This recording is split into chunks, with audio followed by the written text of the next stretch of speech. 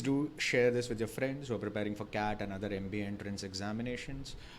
You can like and follow us on Facebook as well as subscribe to our YouTube channel to get live event and notifications for all the updates regarding CAT and other MBA entrance examination. You can also look at our WhatsApp as well as Telegram lists. You can join over there and we will update you. We don't spam over there. If you want, you can enroll for our Quant and LRDI courses. These are the best and the most comprehensive courses available in the market. In this session, we'll be looking at questions which involve multiple circles. Right? I would suggest pause this video, have a look at the PDF. The link is available in the description of this video. Once you have tried these questions on your own, then proceed with the rest of this session. Please do share this with your friends who are preparing for CAT and other MBA entrance examinations. You can like and follow us on Facebook as well as subscribe to our YouTube channel to get live event and notifications for all the updates regarding CAT and other MBA entrance examination. You can also look at our WhatsApp as well as Telegram lists. You can join over there and we will update you. We don't spam over there. If you want, you can enroll for our Quant and LRDI courses. These are the best and the most comprehensive courses available in the market. In the previous sessions, we have looked at the basic properties of circles, lines and circles, triangles inside a circle, and quadrilaterals inside a circle. So today we'll be looking at multiple circles, what happens when multiple circles intersect, touch each other, etc. Now, a couple of things which you need to be careful when you're looking at this. First is when circles are touching each other or intersecting each other, right? In case circles are touching each other, there are two scenarios possible. One is that they touch each other externally, or one circle is basically partially circumscribing the smaller circle, right? In both the cases, the centers of the two circles and the point of intersection, right, they all will be on the same line, or they are concurrent, right, irrespective of whether they are inside or outside, right? So these 3 points will be on the same line, right? The second case would be when, if they are intersecting, then the line joining the two centers, right, will be bisecting the common chord, right? That is something which you need to be careful about. The second thing which you need to be careful about multiple circles is when you can have common tangents, right? So with two circles, right, you can have up from 0 to 4 common tangents, right? So in this case, one circle is completely inside the larger circle, so there is no common tangent. In this case, there is exactly one common tangent when the circles touch each other internally. In this case, there are exactly two common tangents when the circle intersect at 2 points. If the circles touch each other at a common point, then you can have 3 common tangents. And when the circles are separated, right, they don't touch each other, then you can have up to 4 common tangents, right? So let's use these properties and solve a few questions which came up in the past CAT papers. The first question is from CAT 2005. It says, two identical circles intersect so that their centers and the point at which they intersect form a square of side 1 centimeter. So this is a square of side 1 centimeter. Now, since this is the center of the circle and this is the point of intersection, we know this is also the radius of the two circles. Both the circles have radii 1 unit each. Right. The question is, what is the area in square centimeter of the portion that is common to the two circles?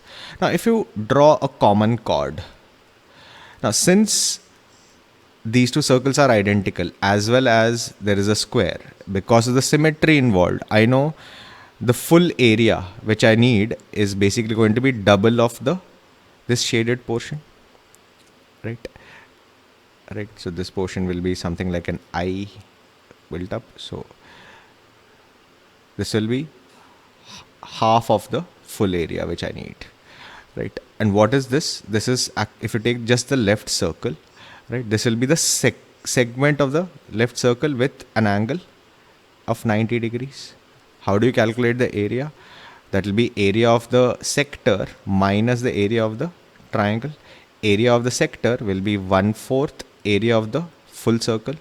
Radius is 1, so area will be pi into 1 square, which is pi, minus area of the triangle will be half base into height, right? This is a 90-degree angle, right? This is the area of half the segment. The full segment will be, the full shaded portion will be double the area of the segment. So this is what we need. So this will be pi by 2 minus 1. Option B is your correct choice. In an exam situation, under 2 minutes to solve. The second question is a combination of time and distance as well as circles. It's not very difficult at all. This came up in CAT 2019 slot 1. It says two wheels of a bicycle A and B have radii 30 and 40 respectively. While traveling a certain distance, each wheel of A required 5,000 more revolution than each wheel of B. If B traveled the distance in 45 minutes, then the speed is how much? So basically you need to calculate the distance covered by the two wheels individually, right? And then divided by 45 minutes to get the speed in kilometers per hour. Right. Now, what do we know is that a radius of 30 and a radius of 40. Right. It says that to cover a certain distance, the smaller circle takes, the smaller wheel takes 5,000 more revolutions compared to the larger wheel. Okay. So let's calculate what we need. So we know the total distance is going to be the same. So if the larger wheel takes n revolutions, this will take n plus 5,000 revolution. In one revolution, it will cover its circumference, which will be 2 into pi into 0.4 meters, right? We'll first calculate it in meters, then calculate it to kilometers later on, right? So in n revolutions, it will calculate, it'll move this much. Now this value is the same as the distance covered in n plus 5,000 revolutions by the smaller wheel. So it will be n plus 5,000 into 2 pi into 0.3. Right, so take out 2 pi 3, right? So if you rewrite this, n plus 5,000 should be equal to 4 by 3 n, which means n should be equal to 15,000.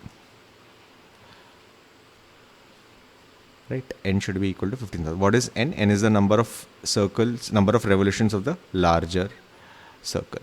So what will be the distance covered in 15,000 revolutions? It will be 15,000 into 2 into pi into 0.4. Right, this many meters, right? So in kilometers divided by 1,000, right? This is the distance covered in 45 minutes, which is 3/4 of an hour. So speed will be this by this, kilometers per hour, right? So 3 becomes 5. If you take this up, this will become 4. So 4 into 5 is 20. 20 into 2 is 40. 40 into 0.4 is 16 pi. Option C will be your correct choice. Be a little patient. The question will solve itself. The third question is from CAT 2007. It's not very difficult at all. It's pretty conceptual. Let's see what this is. Two circles with centers P and Q cut each other at two distinct points A and B. Right, the circles have the same radii and neither P nor Q. What are P and Q? The centers of the circle. Fall within the intersection of the circles. What is the smallest range that includes all possible values of the angle AQP? So AQP, this angle. Right. Now as the circles keep spreading, move away from each other, the angle AQP will keep on dropping. Right, the angle AQP will keep on dropping till the point that they will reach a same line. AQP. So it will become actually a 0. So as the circles move away from each other, the angle will keep on reducing. As the circles move closer towards each other, the angle will keep on increasing. Angle AQP will increasing. What can be the maximum closeness for these two angles? Maximum closeness will be when the two centers, when the first circle passes through the center of the second circle, right? It is not possible, right? Because it says P and Q lies outside this range. So that will be the upper bound. It has to be lesser than that value, right? Now, what happens when these two circles pass through the centers of each other, right? So this portion will be the radius. This portion will be the radius. This portion will be the radius. This portion will be the radius. This portion will be the radius. You will have equilateral triangles all across, right? So this is 60 degrees. This angle will also be 60 degrees. So the maximum value of angle AQP will be 60 degrees. Minimum is 0, maximum is 60. Option B, this is the best possible range. Pretty straightforward in an exam situation, under 2 minutes to solve. The fourth question is from CAT 2019, slot 2. Now, the key challenge is to draw this diagram. This diagram is not given. If you draw this diagram, the question is not very difficult to solve. It says two circles, each of radius 4, touch externally. Each of these two circles is touched externally by a third circle, right? And if these three circles have a common tangent, then the radius of the third circle is. So you have to draw the circle in such a way that all of them have a common tangent. Right. Now, two circles common tangent is easy, but the third circle, usually people draw it outside, right? The key point was that all three of them have a common tangent and the third circle touches these two circles. So that is possible only when the third circle lies in the gap between these two larger circles.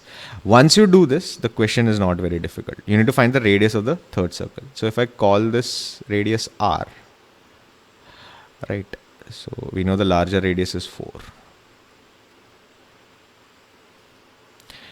Right. So if the property is there that the centers will pass through the point of intersection, they will be in the same line.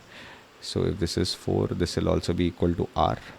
Now, if I drop a line here, given the symmetry, it will pass through the center of the circle.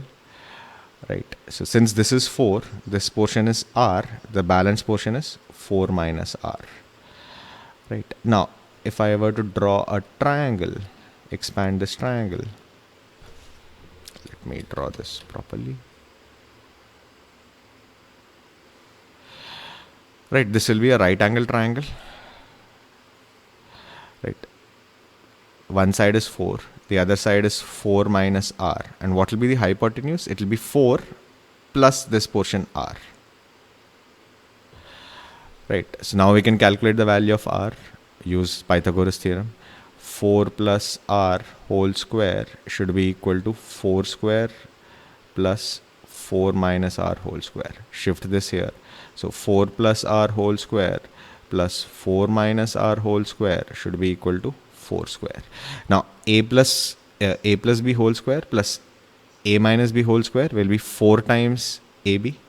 So you will get 4 times 4 into R should be equal to 4 square. So R should be equal to 1, option C. You draw the diagram, the question can be solved in 1 minute. If you don't draw the diagram, the question you will not be able to solve at all. Right. So how quickly you draw the diagram will basically determine how quickly you will be able to solve this question. And the last one, it's a classic question from CAT 2004. Pretty sure you would have seen it in many of your mocks or your practice sets. Let's see what this says. It says a circle with radius 2 is placed against a right angle. Another smaller circle is also placed as shown in the adjoining figure. What is the radius of the smaller figure? It's very similar to the previous one, right? Only thing is that instead of it being placed against two circles, it is placed against a wall or a right angle which is given, right? The process is going to be pretty similar to solve. Okay, so if you take this as 2 units, this is 2 units, this portion will be 2 units. Now, right? So if you expand this part, right, this will be like a square. This will be actually a square of side 2. So the diagonal will be 2 root 2. right? But the leftover portion will be 2 root 2 minus 2. Now, if you expand this part, right, the same part repeats again. The same feature repeats again. Right. So with the smaller circle also, if the radius is r, this portion will be r root 2. This portion will be r. Right. So if all of them will be in the straight line. So r plus r root 2 should be the leftover portion from this circle. What is the leftover portion? 2 root 2 minus 2. So we know this will be equal to r plus r root 2. Let's rewrite this. So we'll get r into root 2 plus 1 should be equal to 2 into root 2 minus 1. Let's rewrite this. So we'll get r should be twice of root 2 minus 1 divided by root 2 plus 1. Let's rationalize the denominator into root 2 minus 1 divided by root 2 minus 1.